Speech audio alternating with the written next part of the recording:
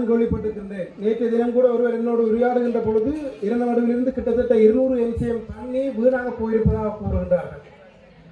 அந்த நிகழ்வு என்பது ஒரு அதிதீவிர வானிலை நிகழ்வோடு சம்பந்தப்பட்டது. அது எப்பொழுதும் அமையாது.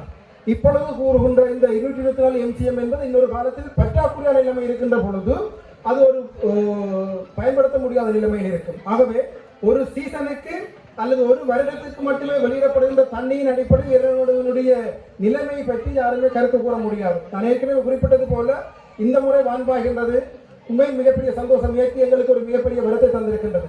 ஆனால் அடுத்தடுத்த ஆண்டுகளிலும் வான்பாயுமா என்ற நிலைமையை இயற்கை தான் தீர்மானிக்க வேண்டும்.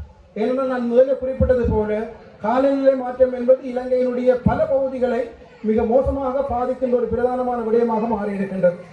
நான் பத்திரிகையாளர் சந்திப்பில் ஒன்று குறிப்பிட்ட விடயத்தை தவறாக பத்திரிகைகள் தெரிவித்திருந்தன. தை மாதத்தை பொறுத்தவரை எங்களுக்கு தாளமுக்கங்கள் தோன்றுவது கிடையாது. வரலாற்றில் தை மாதம் தோன்றிய 3வது தாளமுக்கம் கடந்த டிசம்பர் மாதம் 4ஆம் தேதி உருவாகிய தாளமுக்கம் தான்.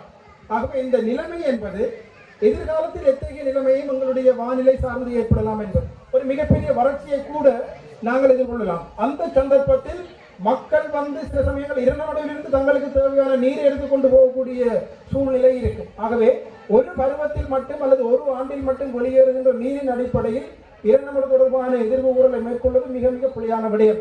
ஏனென்றால் காலநிலை மாற்றம் என்பது ஒரு பருவத்தில் அதிக மழையை தரும், இன்னொரு பருவத்தில் மிக குறைவான மழையை தரும். ஆகவே ஒரு பருவத்தில் கிடைக்கின்ற அதிக மழையை வைத்துக் கொண்டோ அல்லது ஒரு பருவத்தில் கிடைக்கின்ற மிக குறைந்த மழையை வைத்துக் கொண்டோ இரண்டாவது பற்றிய விடயங்களை தீர்மானிப்பது மிகவும் கடினமானது. ஆனால் அதற்கு பதிலாக எங்கள் மக்களிடையே நான் மிகவும் குறிப்பிடுகின்ற விடயம் என்னென்றால் நீர் தொடர்பான பயன்பாட்டை மிகவும் வினைத்திறனாக மேற்கொள்ளக்கூடிய வகையில் நாங்கள் எங்களை மாற்றிக்கொள்ள வேண்டும்.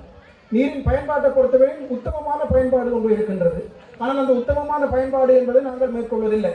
நாங்கள் ஒன்றில் நீரை துஷ்பிரயோகம் செய்கின்றோம், அல்லது மேலதிகமாக பயன்படுத்துகின்றோம், அல்லது தவறாக பயன்படுத்துகின்றோம். நாங்கள் இன்னமும் நீரை உத்தமமாக பயன்படுத்துகின்ற அந்த எண்ணக்கருவுக்குள் வரவே இல்லை. ஆகவே இரண்டமடுவினுடைய நீரை கேட்கின்றவர்கள் அதற்கு முன்பதாக மக்கள் மத்தியில் நீரை உத்தமமாகவும் சிறப்பாகவும் பயன்படுத்தக்கூடிய வழிமுறைகளை பற்றிய விடயங்களை அல்லது விழிப்புணர்வு ஏற்படுத்தியதற்கு பின்னர் இது தொடர்பாக அல்லது இது தொடர்பான விடயங்களை விவாதிக்கலாம்.